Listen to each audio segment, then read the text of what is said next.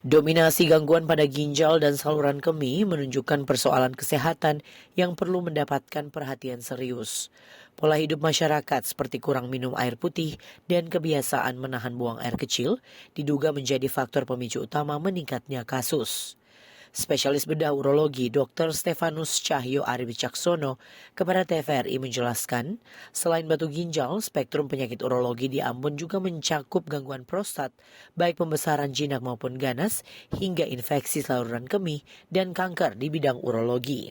Kasus yang ditemui di Ambon, sekitar 60%-nya kasus batu di ginjal atau di saluran kemihnya. Sisanya 40%-nya itu terbagi 30%-nya ke kasus prostat, pembesaran prostat baik yang jinak maupun yang ganas. Kemudian sisanya lagi itu adalah kasus-kasus infeksi saluran kencing dan juga kasus keganasan di urologi.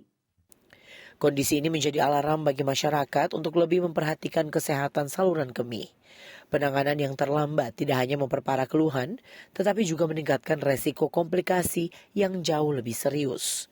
Upaya preventif melalui edukasi, pola makan sehat, serta pemeriksaan rutin menjadi langkah penting untuk menekan angka kasus yang terus mendominasi.